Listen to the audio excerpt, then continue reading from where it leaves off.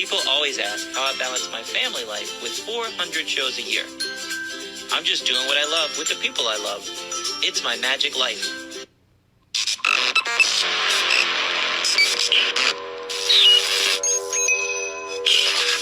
I like Wes Iseli. I like everything about him.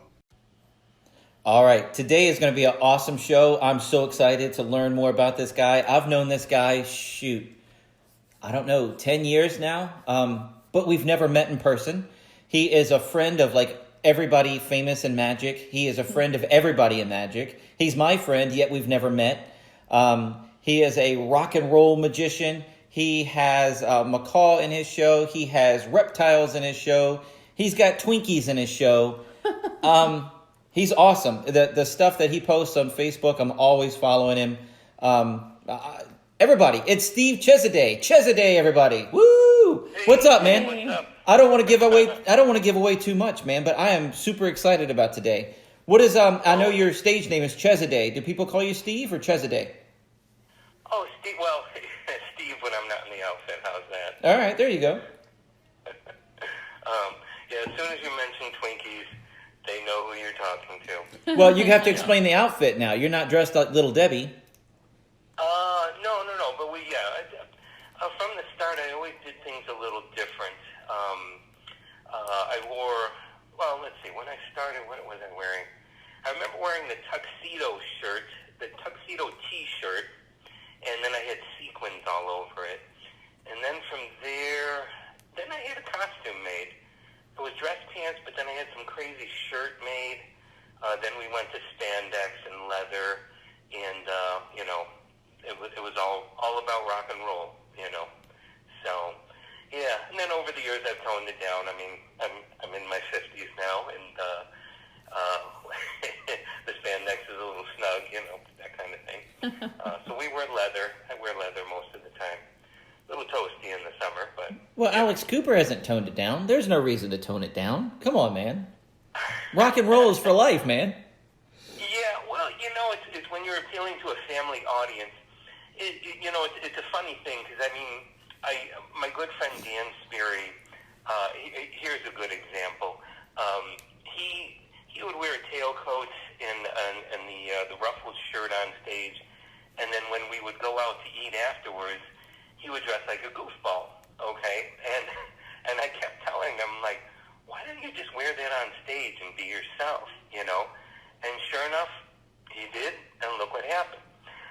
The problem being is when you do the rock and roll thing, sometimes you do paint yourself into a corner because you can't sell yourself to as wide of an audience. I mean, Dan has done well, but he's going to scare away some people with, all Right. that stuff. Like, for instance, my mother, she knows Dan.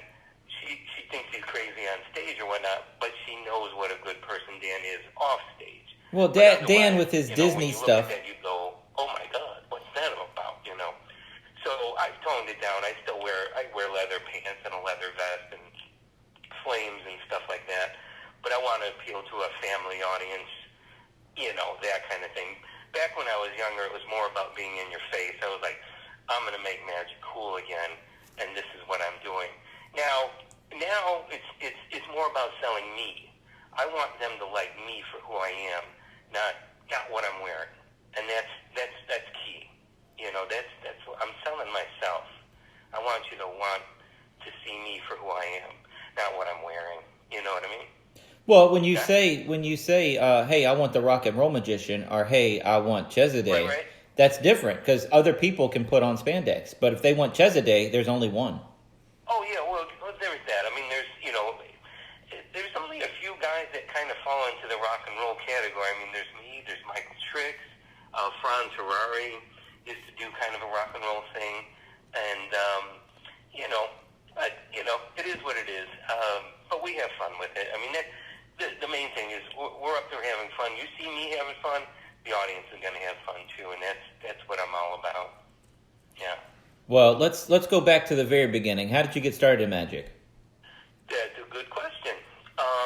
You see, when I was younger, I was very influenced by a show.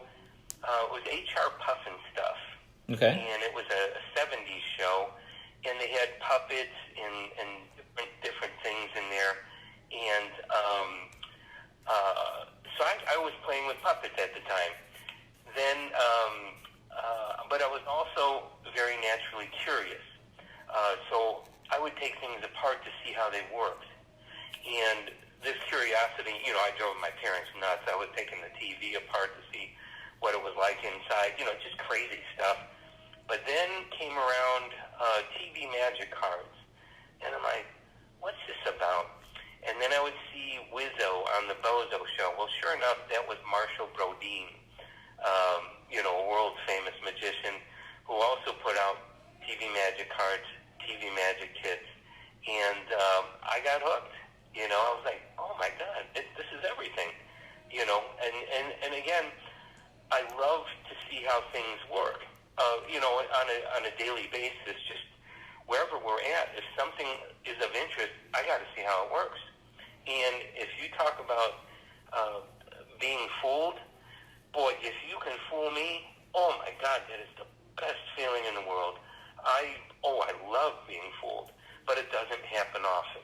You know what I mean? Right, yeah.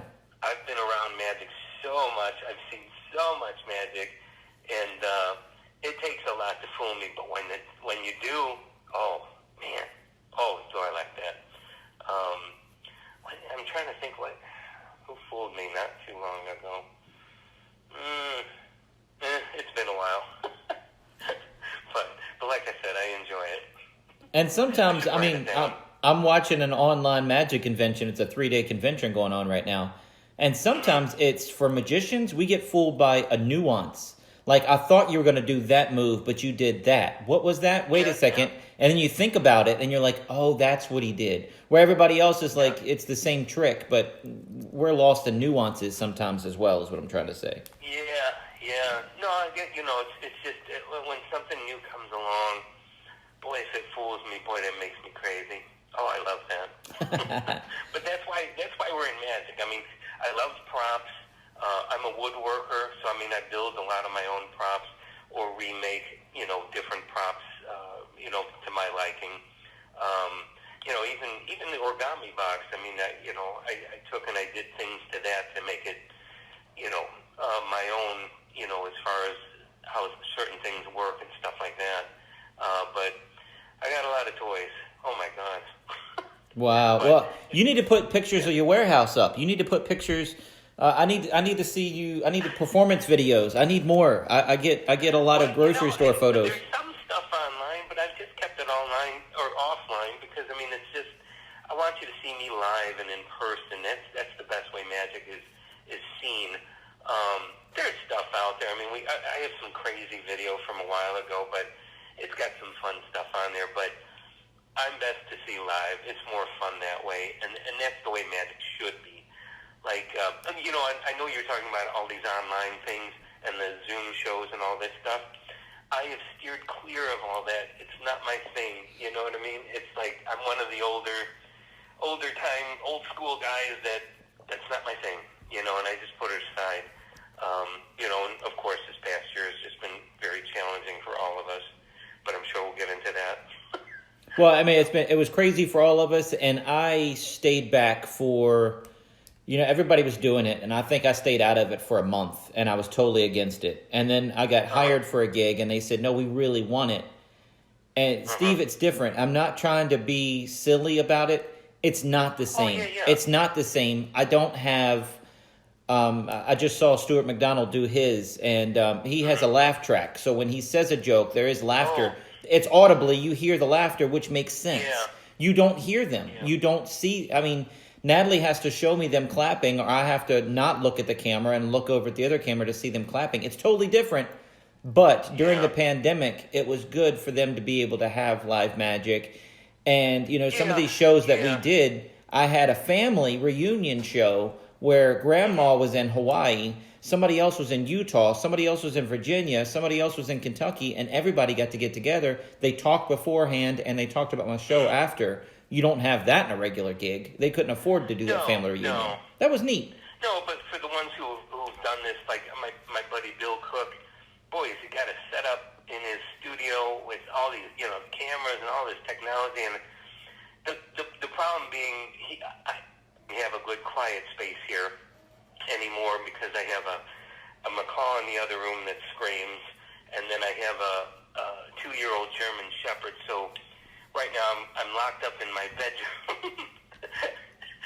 This is the only quiet space I have at the moment. So if I were to do a Zoom show, it'd be from my bedroom. That could be different. That could be different. And yeah. With the Star Wars sheets and, that kind of thing. Well, and the other thing is it's a rock and roll magic show from the bedroom. I mean, come on, man. It doesn't get any more rock and roll than that. It could take on a whole new meaning. Okay. Well, my wife is in love with your German Shepherd. She just thinks it's adorable. She grew up with a German he's Shepherd. Yeah. Yeah. He's killing me. Oh, my God.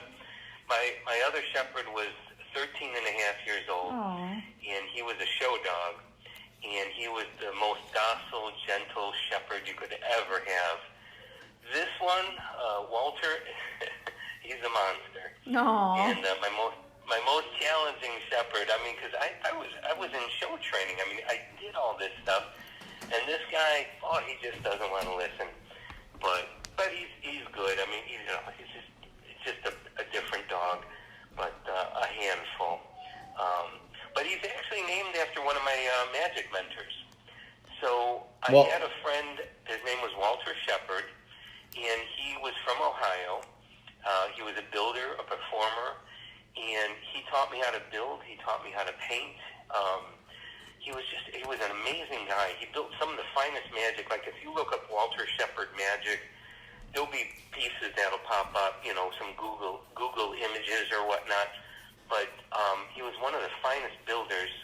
But he taught me how to wet sand, and it's just amazing stuff. And so he passed away a number of years ago.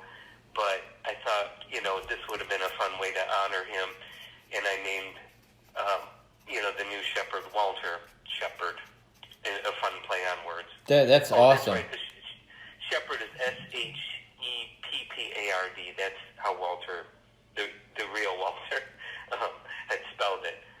So that's why it was just kind of a fun play on words. But did he sell all over, or was he a regional guy? He was based out of Ohio, and but his stuff is, his stuff was in collections all over the place. I mean, the Alvo collection in California. I know, there's pieces all across, the U.S.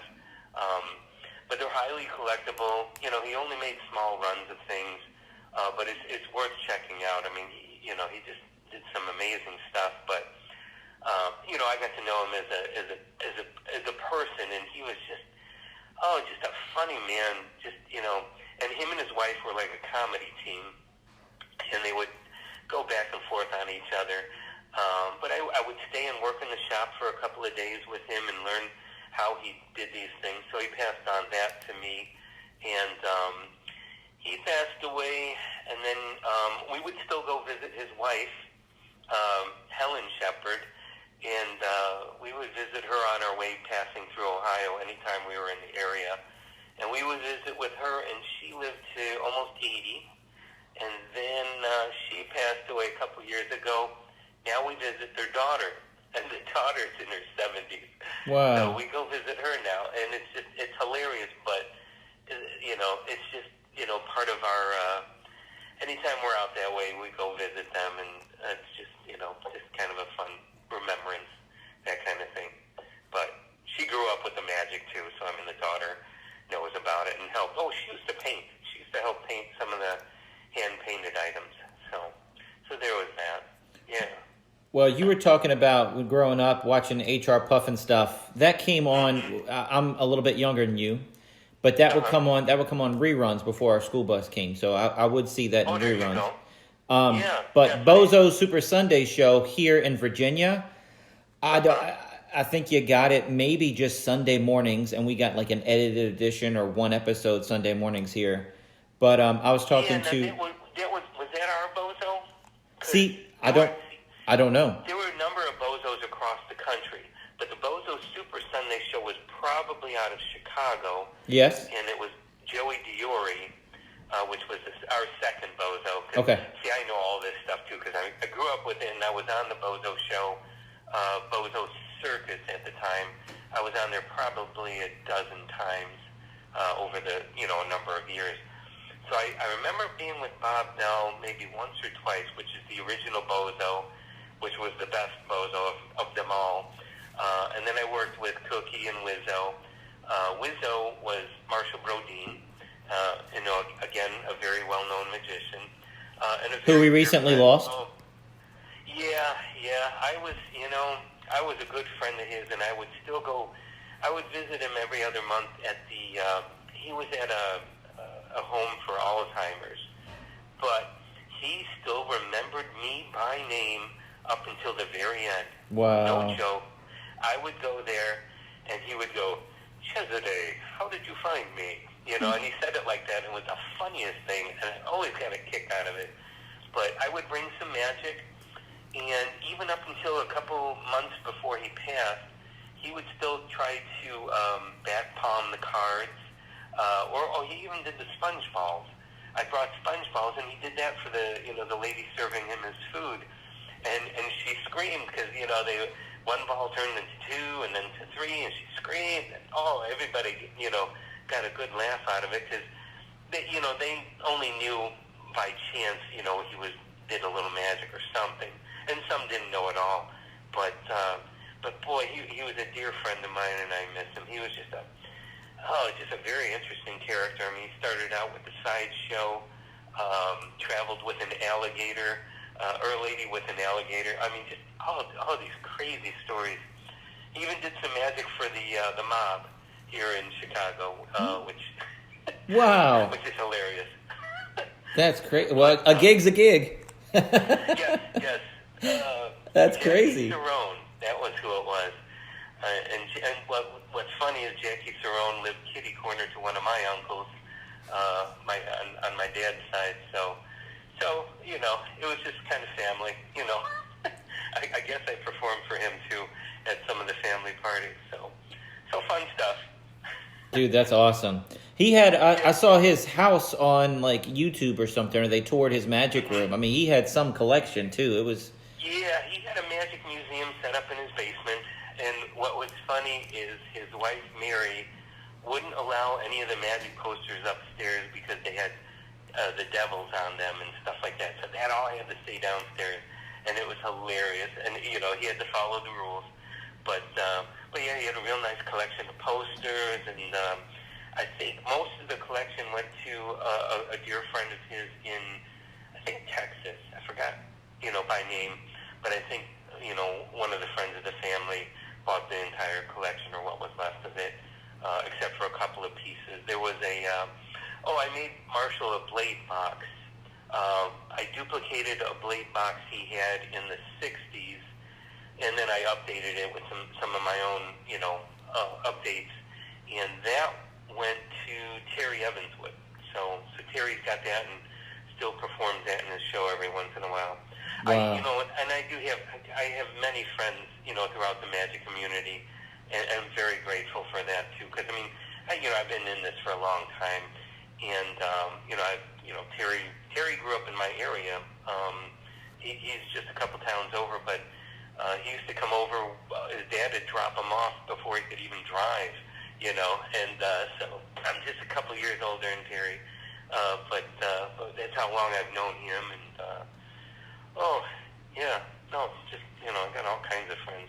So. Well, I mean, Dan Sperry, Jessica Jane, Yep. Terry Evanswood, Eric Olson, Michael Trix, just to name a few. That's right. Yeah, Eric, that must be who suggested to get me on the show, because I enjoyed listening to the podcast with him on there. Yeah, I've known Eric forever. Well, he was also talking about the Bozo show and saying you were on here, and I said I wanted to get you on just because. I mean, interesting rock and roll magic. Why not? Let's just try this out. It's awesome, and you're a cool dude. I know you are. The producer always rolled his eyes when I would come on the show, but I mean, he enjoyed having me on there. But he's like, "What do you got for me this time?" That kind of thing. And so we were on there in full spandex doing whatever, and we did a lot of stuff on there. The twister, the guitar suspension, which was my original years ago. Instead of the broom suspension, I floated one of my girls on a guitar. All kinds of crazy stuff. The snakes. We had the snakes on Bozo. Wow. Now, the snakes didn't freak out the kids in the audience? You what? The snakes didn't freak out the little kids in the audience? No, I always got good reactions from that, because I always figured if you're going to produce an animal, instead of a bunny, boy, you're going to get a better reaction out of a snake, so... You get a reaction. So I had a python. What was funny is I put an ad in the paper, in my local paper, to rent a python or something to that effect. And I found a family that had a Burmese python. At the time was probably a couple years old, and it might have been about 6 feet long. And we would use it in the show, and then I'd bring it back home to them, no big deal.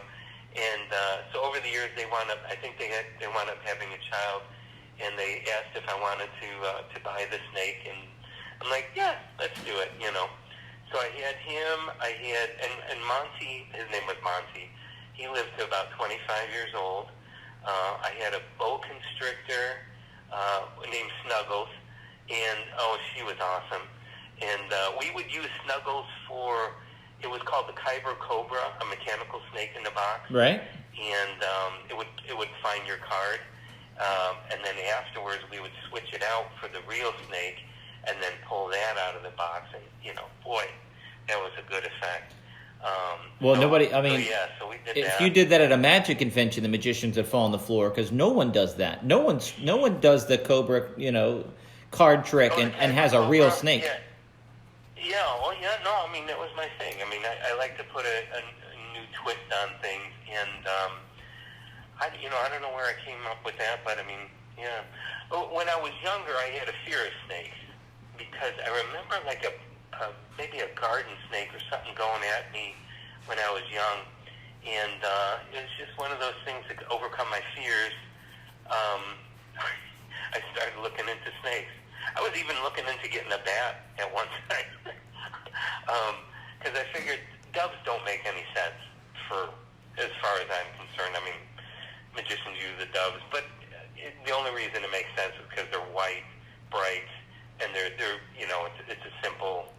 Well, it's also they when you put them in a I don't want to reveal too much. Yeah, they have more feathers. They appear bigger than they really are. They pluff up. But the thing of it is why would a rock and roll magician have a dove? He would have a bat. But you actually really can't own a pet because it's a mammal. But I did look into it, and then it would be black. Black on stage doesn't show up, so that didn't make any sense either. But and it's not going to flap its wings like a dove. It's not going to do dove things. Yeah. No, but it would be interesting though. But then we did get a blue and gold macaw. One of my girlfriends, she wanted a macaw as a pet, and I'm like, all right, we'll get the macaw, we'll put it in the show, so on and so forth. But little did I know how much work a macaw is, and so she was just, oh my God, we had the bag and all that stuff, and I had a special table that I built, and it was just, oh my, it's enough work putting on an illusion show, and then you got to deal with this monster too. So a 3-year-old, a constant 3-year-old. She's in her cage, Yeah. And she's, God, I'm Bert will be 25 years old now. Wow, so, a 25-year-old 3-year-old is what it is. Yes, in a cage. Right. There are lots of work. Like I have both doors closed right now because she just, every once in a while she'll just scream for no reason. But otherwise she's nice. It's just we play, and then I have to manage her and the dog and all that stuff. So your Bozo appearances, are they online anywhere? Can we see those anywhere? Do you have tapes of those?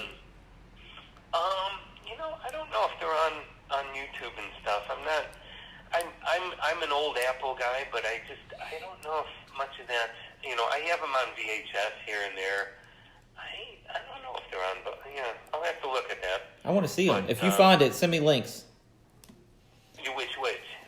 Yeah, if you find your appearances on Bozo, I'd love to see it. I'd love to see it. So, you do family shows, library shows. You do restaurant magic as well, right? I've done it all. So I'm based here in Chicago, and we used to travel. We traveled throughout the Midwest. There were four of us that would pile into my old Chevy van, and we did just about every magic convention in the area. Now I'm based more, out of Chicago. We'll still do some road trips here and there, but most of my work is for family audiences, and even during the week I'll have a couple of restaurants. What was funny is one of my friends got me involved in restaurants because I was like, that's not my thing. He goes, yeah, but I need somebody to fill in for this date, and I'm like, all right. So then I actually picked up close-up magic, later in life, because, that wasn't my thing. I always did, I was doing, like, the zigzag when I was 13 years old. I was doing the big stuff back then, which was insane, Wow. But, so I did restaurants, I did, and I still do the family parties or whatnot, but most of my work, like right now, we're getting back to work, which is a good thing, but I'll do 2 or 3 shows, on a Saturday, 2 or 3 shows on a Sunday, and I always made good money doing that, It's slowly coming back, obviously. The last weekend I did 7 shows, so that's great. And that's a good thing, Yeah. That's how I work. Because I got it down to a science. I can do shows 2 hours apart within a 30-minute drive, and there's usually plenty of work within the suburbs of Chicago. I don't go in the city. It's just too complicated, because one job in the city will eat up your whole day with the traffic and all that stuff. Yeah. Because actually traffic's back to normal out here. I got stuck in traffic yesterday going to the airport. So, okay. That's not a good thing, though. It's good that it's back to normal, but traffic's back to normal. Great. Oh, it's horrible. So I've never seen your act. I only know of you through Facebook and through, talking to other magic friends and everything. You have this Twinkie and Code Red Mountain Dew thing you're always doing on Facebook. Is Twinkie part of your show like Matt King does the Fig Newton? What's going on there? Or do you just like Twinkies? So we were doing a Twinkie break back, it would have been the late 80s, I think, where one of the girls had tossed me a box of Twinkies. I'll announce it's Twinkie break time, and I throw Twinkies into the audience. So it gets everybody doesn't know what the heck I'm doing, but everybody's grabbing for Twinkies. We've been doing it so long that people expect it from me now. And it's funny, the idea is it's branding in a way, because now when you go to the store and you see that box of Twinkies up there, who do you think of? You think of me. And, that's pretty wild. That's good. That's good. People send me weird little gifts, or they'll send me a box of the newest flavor and, all that crazy stuff.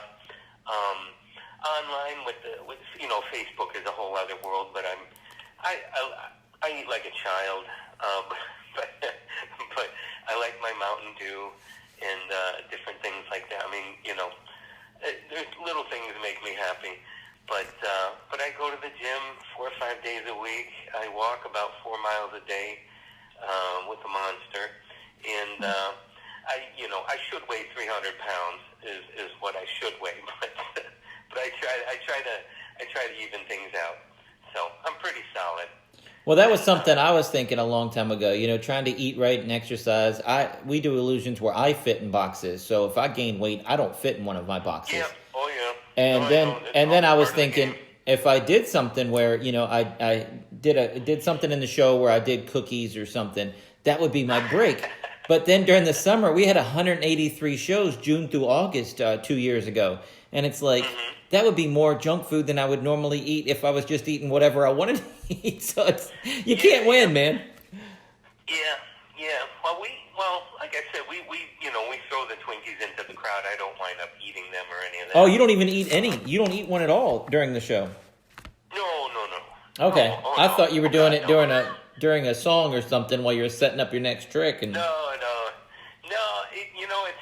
It's funny. It's just something that happened years ago. I don't even really eat Twinkies. If it's a new flavor, I'll try one, and that's about it. But the idea is the Twinkies it's a good projectile, and nobody's going to get hurt. That's true. And it's all in good fun. Anything else, you'd go, oh, wait, what? Or... suckers, lollipops, that's not good. Yeah, no. I mean, it's just, how could anybody get injured with a Twinkie being lobbed at them? But I've done it, I've done it for years, and it's, they come to expect it. If I don't do it, then there's going to be a problem. So is it the halfway? Is it the halfway point of your show, or is it? Do you have a couple of them, or is it just one Twinkie break? No, it's just one. One Twinkie break. Yeah, it's usually towards the end because then everybody kind of gets nutty, and but it's there. Yeah, we usually put it towards the end because then this way we're almost done. Yeah. I know you became good friends with Marsha Brodeen. I could talk to you an hour just about Marsha Brodeen stories. Yeah, I'm into it. Fun. That'd be awesome.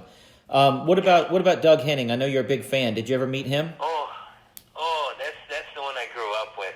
Yes, Henning. Henning was on TV and had a huge influence on me in many ways. Not only his looks. I mean, I enjoyed. He dressed different. And his long hair. I mean, I still have, shoulder-length hair, and it gives me my magical powers. That's I'm kidding, but yeah, no. The Henning was there just at the right time, and he always respected his audience, and I always found that very interesting. Because he did all these new illusions in a different way. But when I saw him live, he never made fun of anybody. He never picked on anybody. He always treated everyone with respect. It reminds me of a story where he got an autistic person from the audience. This was at a live show, and the poor guy couldn't say his name. He invited him on stage, and Doug asked him his name, and the poor guy couldn't speak. And he said, "That's okay. We'll call you my special friend." And he invited him on stage without missing a beat, and I was just like, holy cow. And it made a real good impression on me because I was like, holy cow, look at how he handled that. And I was like, and that's how I want to treat my audience as well. I don't pick on anybody, and this was just like, holy cow, that was a lesson to be learned. Now, and I had so much respect for him. I met Doug maybe once or twice, just briefly, but very tiny man. But a huge, I'm a huge fan of his. I have some of his clothing, which is really wild. I got one of his jackets and a shirt and a couple of props from the TV specials, just little things. But they're a fun reminder. But yeah, he was my childhood hero. Him and Adam West, Batman. so that was kind of fun. That's what I grew up with. Him, Batman. Oh, Evel Knievel too. Dude, and Kiss. Evel Knievel. That's so much fun. Yeah. Did you see the Johnny Knoxville? Did you see the Johnny Knoxville documentary? Which one, on Evel Knievel? Yeah. Maybe. I'm not Yeah, sure. it was fun. Was it recent? It was good. A couple years ago, I think. Yeah. Anyway. Yeah, well, Evel Knievel was like a whole different thing. I mean, he was, for back then, it was, it was pretty wild. No, but it's like Houdini in a lot of ways with the marketing. I mean, the thing with him jumping Caesar's fountain, he just started cold calling and saying, "Hey, I'm from such and such newspaper. You guys are going to be covering it as well. I just want to make sure that we're not going to be in your way to film it." And then he called the other one and say, "Hey, I'm from such and such newspaper, and we're going to be there covering the thing." And so then all these newspapers were calling Caesar saying, "Hey, we're coming. Where do we park? Where do we go?" And Caesar's is like, "Well, I guess there's an event going on." That's how he got permission to do it. He just started calling newspapers saying he was doing it. And the crazy thing was he barely ever landed it. It was all promotion. It was all ticket sales. It was all amazing. No, he was, back then it was pretty wild, especially what he accomplished over the time. and he was on a big, heavy bike. I mean, it was a big Harley. It was never meant to jump over anything. No. So, and they go over that in the documentary as well. I have a bike. Do you ride a bike? No. Yeah, but if you don't ride, you might not understand. But yeah, those things, they have no kind of suspension like that. I mean... No. Yeah. It's just a big, heavy bike, and he's, the poor guy crashed how many times, Almost every time. Yes. Yeah. Oh, my God. So, anyway. so there's that. Anyway. Yeah. So what about, I don't know, now I want to talk about these outfits you got from Doug Henning. Did you get those at a magic convention? Did you buy them at some kind of auction? How did you end up with his clothes? It was a while ago, but it was some sort of estate sale. And what was funny is, I'm trying to think. The one jacket that I have is from an appearance he did on the Regis Philbin show promoting the Wonder Winds, which were the toys that he had back then. And nobody knew what it was until I saw it. And I'm like, oh my God, that's the jacket. So sure enough, I put a bid on it and whatnot, and I got it. I don't remember what it was, but it's this crazy patchwork jacket, and it was Doug's. I have the videotape of him on that show. The shirt I have is in a photo. It's a fringed leather shirt, and I actually have a photo of him wearing that. I have a bottle of Doug's Magic Elixir, which was from one of the specials where he did the barricaded barrels. So I mean, I have all these little bits and pieces. That's so cool. It was just a prop, but I mean, it was from the show. And, but yeah. No, there was, Doug was my guy, and, he retired so young, and then he passed away so young, too, so that was kind of scary, because he was only about 52, and I think so was Houdini, so that's scary, but, yeah. Wow. And they were both about the same size. Yeah, well, I'm not real tall either, I'm about 5'6", so there's that. I'm 5'5", so only the cool ones are short. Yeah. Do you have that jacket like in one of those cool framed picture frames? I have a mannequin, one of those half mannequins. Okay. I got that on there. That's awesome. Actually, I put a picture of Jessie wearing it, little Jessica Jane. Oh, wearing okay. it. So it's on Facebook somewhere. Like if you look around in my photos, you'll see her wearing this crazy jacket in my magic room. So how far? Yeah, little Jessie I've known since she was like 14. Yeah, I've known her, God, more than half her life. Is she from your area as well? So she would be out in the driveway with my girlfriend Carol eating fire in the dead of winter, with the neighbors looking on, that kind of thing. So out here, that's perfectly normal, but that's me. Does Carol eat fire? Well, yeah, she does with Jessie. She learned it from her. My girlfriend does some of the circus skills. She does silks and the lira, different things like that. She used to be part of a troupe called Triton Troopers out here in, one of the suburbs, but it was a circus they would put on once a year. So she enjoyed being part of that. Jessie was with the sideshow. I don't, if you haven't interviewed her, she'd be a fun interview too. Who's that, Jessica? Yep. No, yeah, I need to get her on here. Yeah. Yeah. No, she's fun. I mean, we're all interconnected. Cause little Jessie would go on trips with us. We'd go to Magi Fest, and so it was me, her, and Carol. On our little journey, and we had fun. It's been a while, boy. It's been so long since we've done anything. It's killing me. Where is she at now? Is she in LA now? Yeah, she's based out of there now.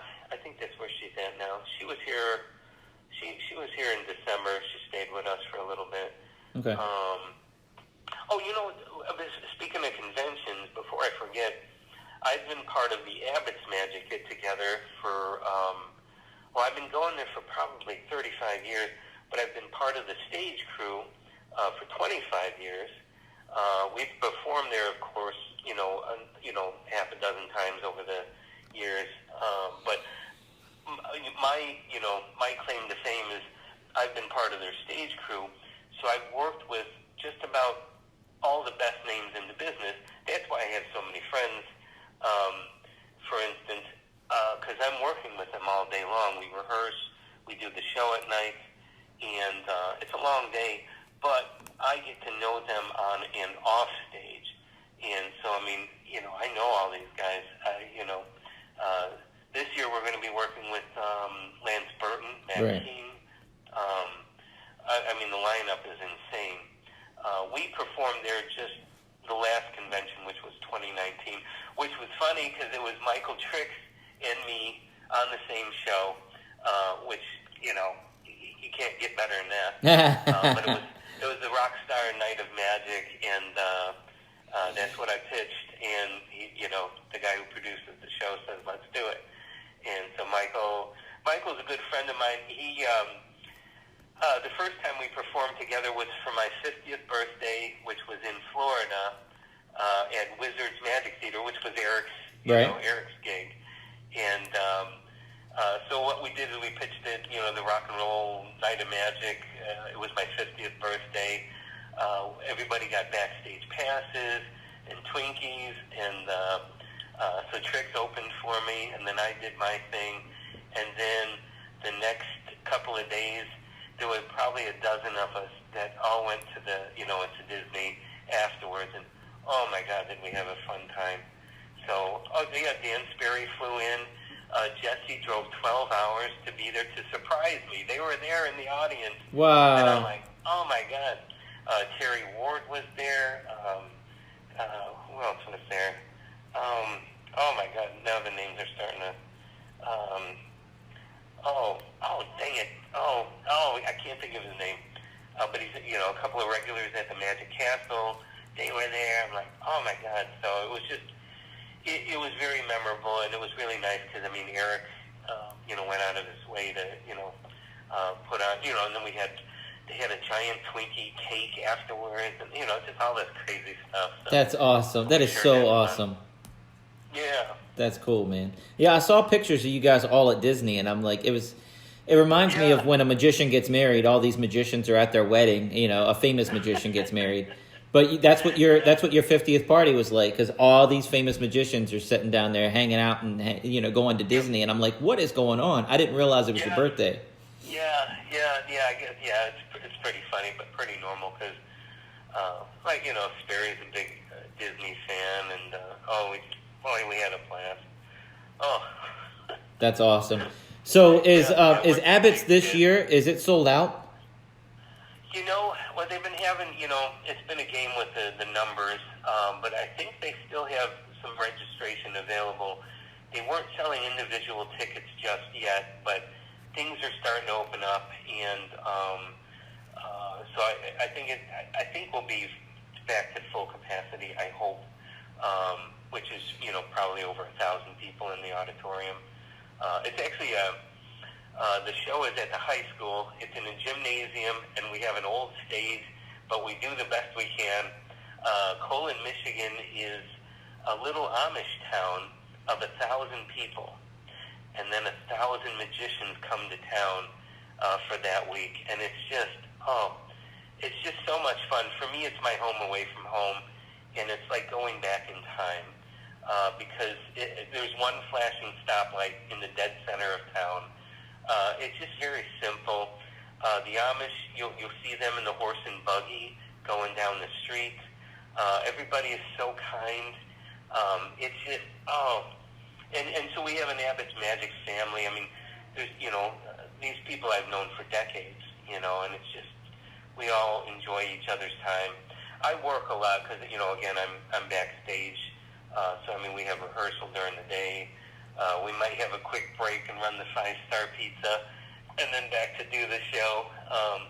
But it's fun. I mean, I 5-star pizza must be cooking pizzas around the clock during that week. I mean, they must just... See, and then I know the owner of 5-star. I mean, they're like family too, and he loves the magicians. He loves the town, and it's just this little getaway for a lot of people here in the Midwest. They go to Colon.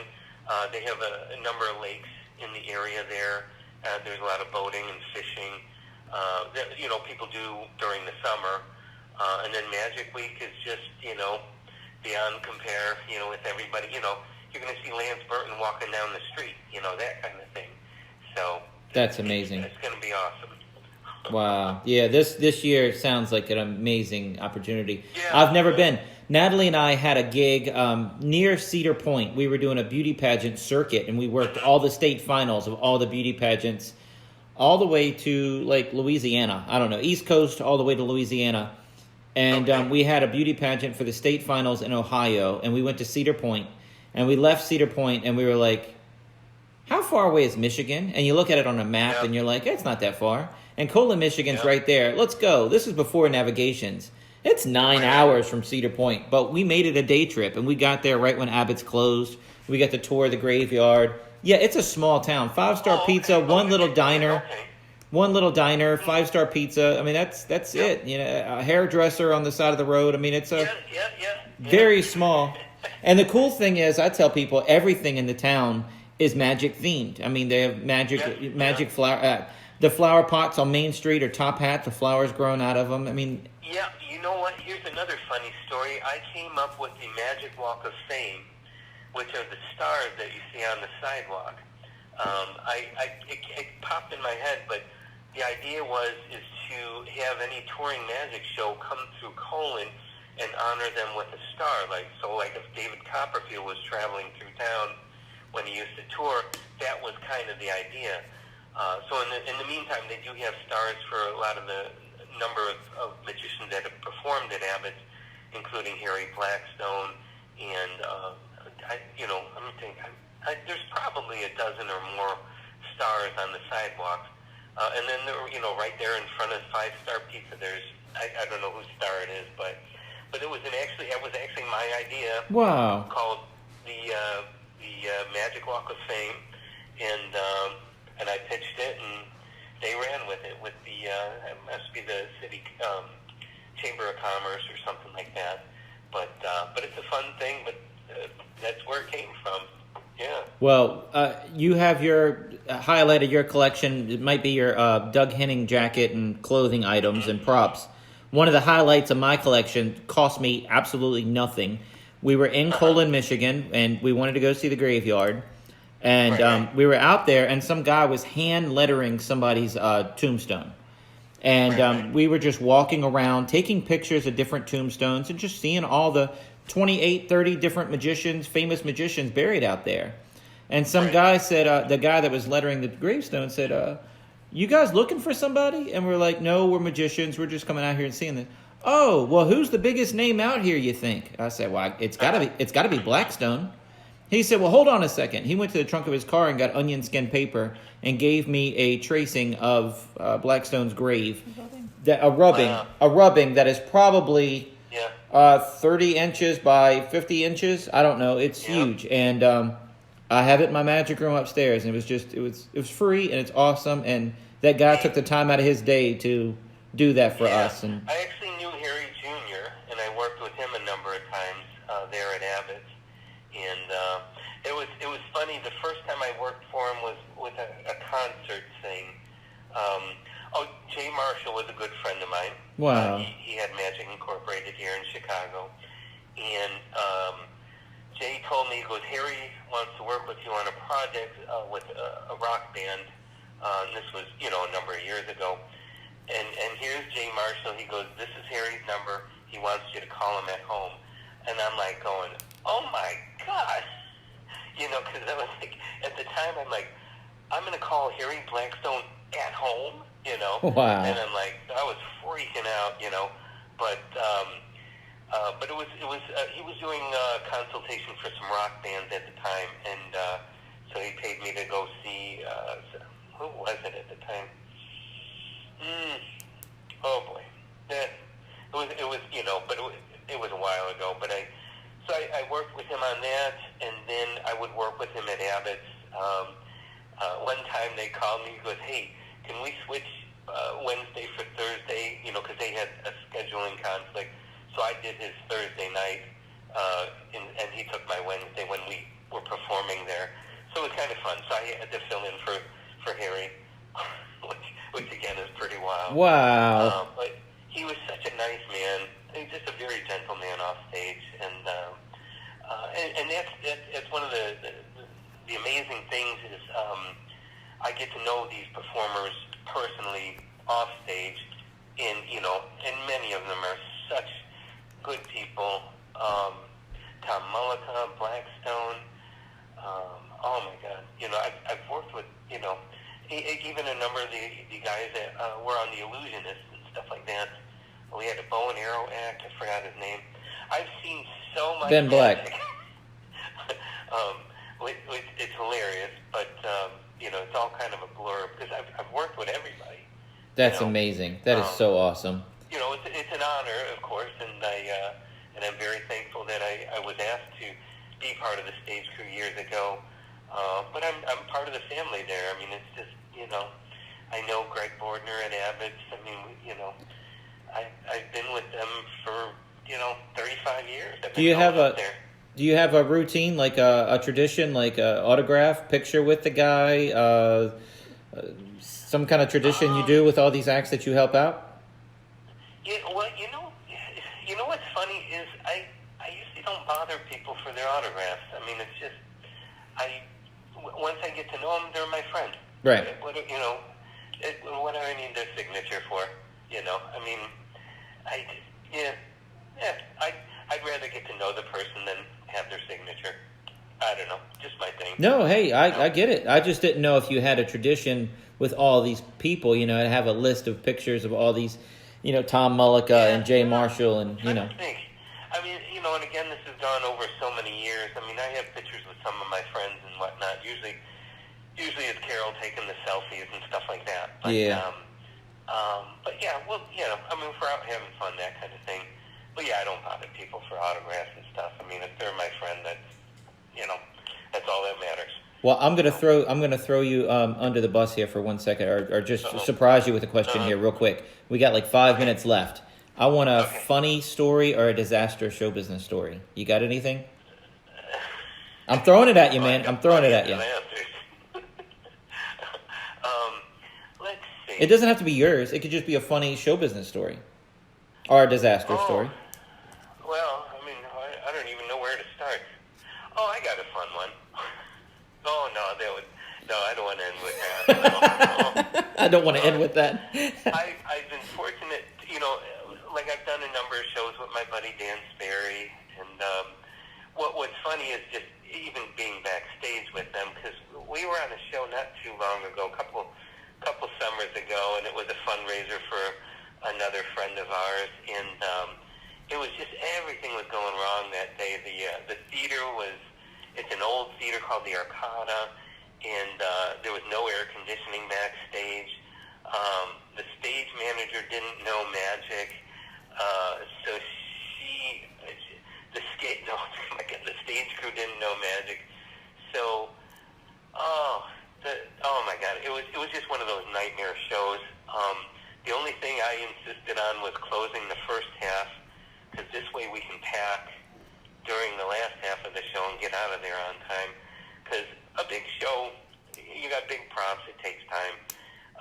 But Dan was on the show, and oh my God, there was one of my friends, Trent Revis. He's going to be at Abbott's this year, actually. I'll make it a positive story here.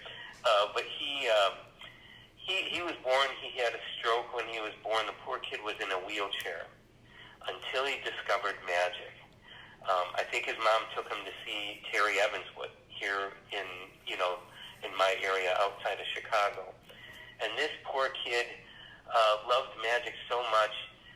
He had little control of his left side, but magic got him up out of that wheelchair. He regained control of his left side. He can do card slides better than I can. And so he was on the show with us, too. And the funny part of it is, which I'll get to, he was doing what is it? The chair suspension, the Ebbets chair suspension. He's doing the trick, and Dan's peeking out between the curtains, and I'm doing the fog and stuff like that for the show, and everything's cool. And so the stage crew goes to clear the trick afterwards. One kid grabs one of the chairs. The other kid grabs the other chair with the board attached to it and walks off with it. And Dan's like, "Did you see what I just saw?" And I'm like, "Oh, God." You know, so the trick was essentially exposed to everyone there because the stage crew didn't know what they were doing. Almost like a comedy routine. Oh, my gosh. It was funny. I mean, we look back at it and laugh. No, but I mean, I could see that being a comedy routine if you wanted to expose it on purpose. But golly, it was exposing things. But we had fun. But Dan was on the show, and we were just, oh my God, the show ran long. It was just one of those nightmares. That's the problem. A lot of times, because we closed the show many times with the illusion acts. I mean, that's just kind of the nature of things. But when you're the closing act, many times you have to tighten things up or cut things because of other acts going long, and that's not fair. Right. It's just, the problem is a lot of these other acts don't realize it, and they go, "Oh, man, I was killing it." Yeah, well, you went 50 minutes over time, and you messed up everything else, so it's like, just aggravating. No, hey, we've done conventions. We've been closers. Yeah, we totally know that. Yeah. Over and over. I mean, we were just at the Houdini convention. The show ran long, but you know what? Everything I did, they ate it up, and no one had to go anywhere. Nobody had anywhere else to go because they were there for a magic convention. That's awesome. Whereas at Abbott's, it's open to the public, and oh my God, the last time we did the show was supposed to be over at 10. We didn't even start till after 10 o'clock, and I'm like, "Oh my God, you're killing me." But we went through our thing. I think we did our Twinkie break, but it's just aggravating when that happens. Wow. So, well, Steve, thank you for being on here today, man. You've been awesome. Yeah. What is the website? Is it Chezaday.com? Chezaday.com. I'm on Facebook, Steve Chezaday, and I try to behave on Facebook. I've been behaving lately, sort of. No, you're awesome, dude. Like I said, man, I love following you, and I'm glad we talked because now I understand the whole Twinkie situation. I'm like, the dude just loves Twinkies. Oh, yeah. That No, it's fun. we watched that movie the other night. What was the zombie movie? Zombieland. Zombieland. All Woody Harrelson. All he wanted was a Twinkie in the apocalypse, and I'm thinking that's Chezaday right there.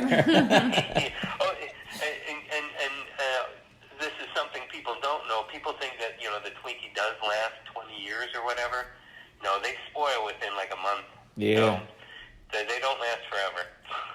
Well, dude, thank you for being on here. Just well, I'm glad it worked out. Third time's a try there. Well, I wasn't going to say that, but it did take a little bit to get you here. But it was my fault because I thought you were on East Coast time for some reason, and it's all worked out, dude. It's all love, man. You're awesome. Thank you for doing this. It was fun talking with you finally, and good luck with the twins.